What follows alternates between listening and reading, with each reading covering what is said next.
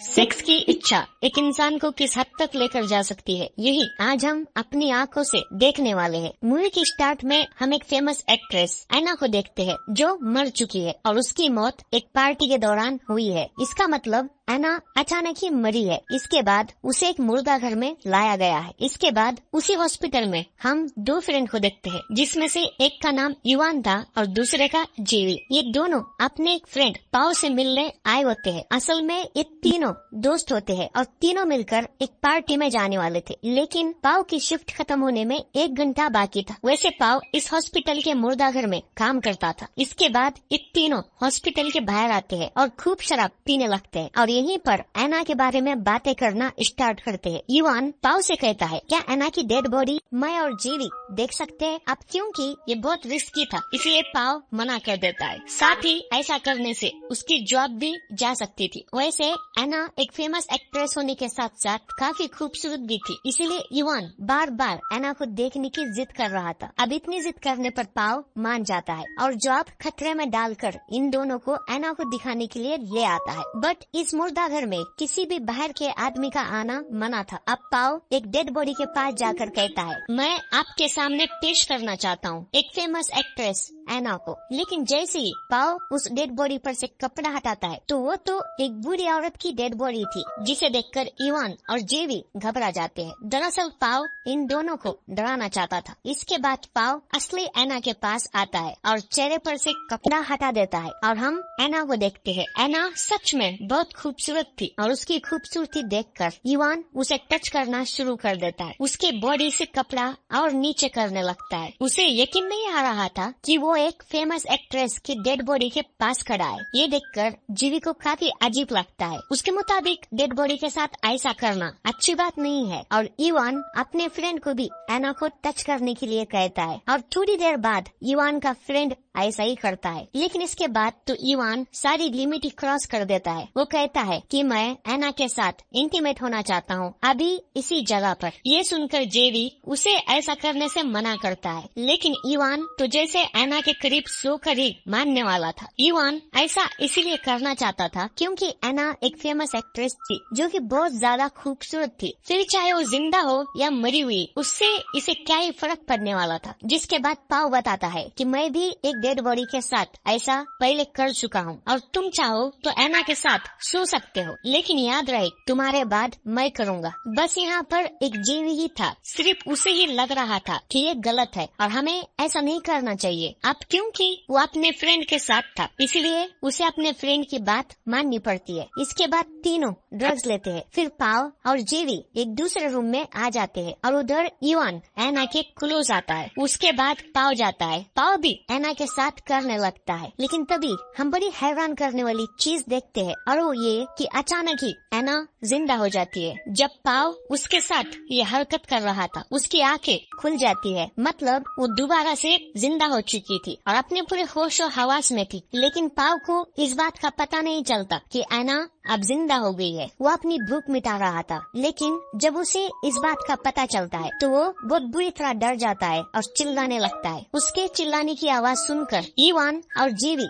फौरन वहाँ पर आ जाते हैं और पाओ उन्हें बताता है, देखो ये जिंदा हो चुकी है। एना को जिंदा देखकर इन सब लोगों की पैंट गीली हो जाती है और अब एना को पता था कि इन दोनों ने उसका रेप किया है और जाहिर सी बात है कि ये बात बाहर जाकर एना पुलिस को बता देगी कि इन लोगों ने हॉस्पिटल में उसका रेप किया है, वो भी उसके मरने के बाद। यही सोचकर अब युवान एना को जान से मारने का प्लान बनाता है, क्योंकि वो किसी भी किस्म का खतरा अपने ऊपर नहीं लेना चाहता था। लेकिन वहीं पर जेवी एना की हेल्प करने लगता है, लेकिन युवान को ये सब अच्छा नहीं लगता। वो कहता है, एना को हमें मारना होगा, तुम उसकी मदद क्यों कर रहे हो? जेवी कहता है, युवान तुम एक हैवान बन चुके हो, तुमने पहले तो एना के साथ गलत किया और इस बात की सजा तुम्हें मिलनी ही चाहिए। ये सुनकर युवान और जेवी इन दोनों में लड़ाई हो जाती है। इस लड़ाई में युवान जेवी को बहुत ही बुरी तरह मारता है, बट किसी तरह पाव आकर इन दोनों की लड़ाई छुड़वा देता है। जिसके बाद युवान देखता है जेवी के सर पैर से खून निकल रहा है। अब जीवी को ये दोनों फर्स्ट एड देने का सोचते हैं, लेकिन तभी पाओ का एक कलीग जो एक डेड बॉडी लेकर यहाँ पर आया हुआ होता है, तब ये तीनों उसे देखकर छुप जाते हैं। पाओ का कलीग उस डेड बॉडी को यहाँ पर रख देता है और इस रूम को लॉक लगाकर वहाँ से चला जाता है। मतलब ये तीनों अब इस रूम से बाहर नहीं जा सकते थे और जीवी को फर्स्ट एड नहीं दे सकते थे। यहाँ पर ऐना भी खुद को बचाने के लिए कुछ नहीं कर सकती, क्योंकि वो काफी घंटों के बाद दोबारा जिंदा हुई है। इसीलिए उसके पैरों में जान नहीं थी, हाथ भी वो हिला नहीं रही थी, उसकी डेड बॉडी मूव नहीं कर रही थी। अब इवान और पाओ ऐना को एक दूसरे रूम में ले आते हैं। इसके बाद पाओ अपने कपड़े चेंज कर लेता है, लेकिन तभी उसका कलीग भी वहाँ पर आ जाता है। ऐना उसे चिल्लाकर बताने की कोशिश करती है कि मैं जिंदा हूँ और खतरे में हूँ, प्लीज मेरी मदद करो। लेकिन ये बोलने से पहले ही इवान ऐना का मुंह बंद कर देता है और पाओ वहाँ से अपने कलीग के साथ चला जाता है। इधर जेवी सांस लेना बंद कर चुका था, जिसे देखकर इवान डर जाता है और ऐना कहती है कि शायद अब वो मर चुका है। थोड़ी देर बाद जब पाओ वापस आता है तो उसे भी पता चल जाता है जेवी इज नो मोर, वो मर चुका है। ये देखकर पाओ रोने लगता है। इवान पाओ से कहता है, देखो इसमें हमारी कोई गलती नहीं है, शायद यही उसके भाग्य में लिखा था। तुम जानते हो ये सिर्फ एक एक्सीडेंट था, मैंने उसे जानबूझकर नहीं मारा। तभी ऐना कहती है कि इसके लिए तुम सबको जेल होगी, तुम देख लेना तुम नहीं बचोगे। इवान उसे कहता है अपना मुंह बंद रखो, मैं कुछ भी सोच नहीं पा रहा हूँ। इसके बाद इवान पाओ को बाहर लेकर आता है और प्लान बनाता है। इवान कहता है अब अगर हम पकड़े गए तो हमारी पूरी लाइफ जेल में कटेगी, इसीलिए हमें जेवी को ठिकाने लगाना होगा, साथ ही साथ ऐना को भी जान से मारना होगा। अंदर ऐना खुद को स्ट्रेचर से नीचे गिरा देती है और जेवी के पॉकेट से मोबाइल निकालकर हेल्प के लिए कॉल करने की कोशिश करती है, मगर तभी इवान आकर उससे मोबाइल छीन लेता है और जब इवान डायल हिस्ट्री चेक करता है तो उसे पता चलता है कि ऐना ने किसी को कॉल किया था, लेकिन उसकी बात नहीं हो पाई, जिसके बाद दोनों ऐना को एक दूसरी जगह ले जाने लगते हैं। तभी उसी फोन पर वापस से कॉल आती है और ये उसी आदमी की कॉल थी जिसे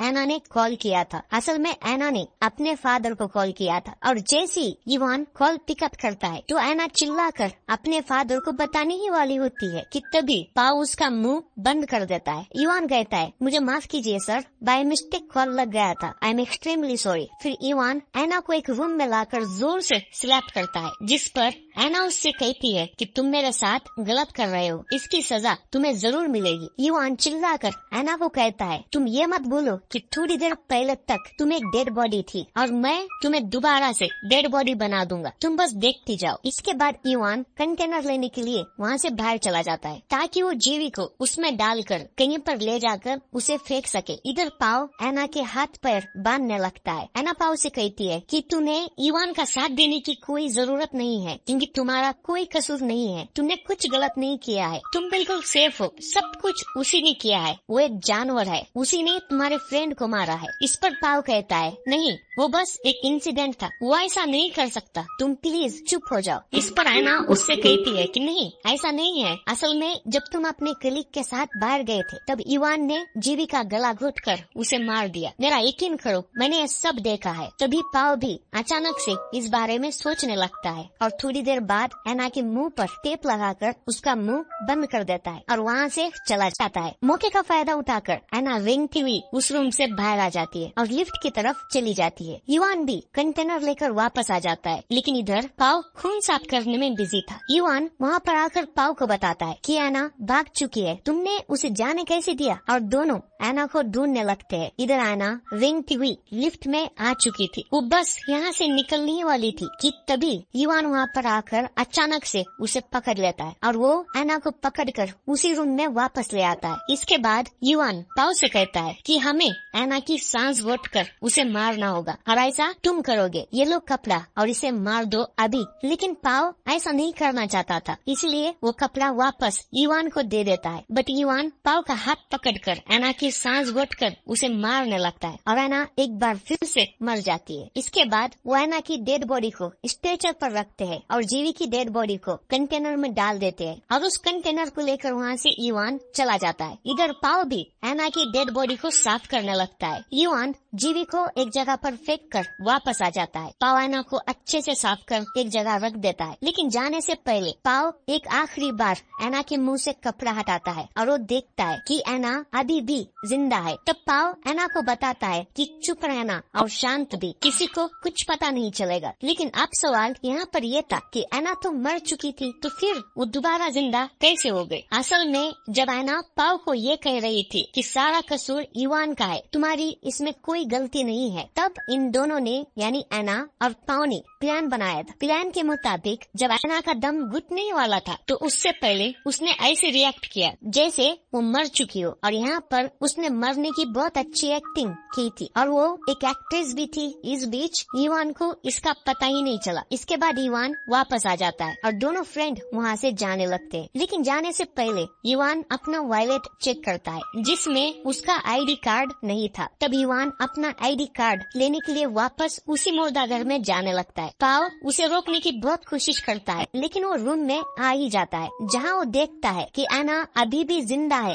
और अपने पैरों पर खड़ी है। अब एना को जिंदा देखकर इवान को पाओ पर बहुत गुस्सा आता है। वो उसका गला घोटने लगता है। अब क्योंकि इवान अपने पहले दोस्त की तरह पाओ को नहीं मारना चाहता था, इसलिए वो उसे छोड़ देता है। लेकिन तभी एना एक सीजर लेकर इवान को पीछे से मार देती है। फिर वही सीजर उसके गले में घुसा देती है, जिससे उसका गला कट जाता है और थोड़ी देर बाद इवान की मौत हो जाती है। तब ये देखकर पाओ एना को कहता है कि हमें ऐसा नहीं करना था, और एना पाओ की भी पेट में सीजर डालकर उसे भी मार देती है। एना ने दोनों को मारकर सही किया या गलत, कमेंट कर बताना। और इसी के साथ ये मूवी यहीं पर खत्म हो जाती है।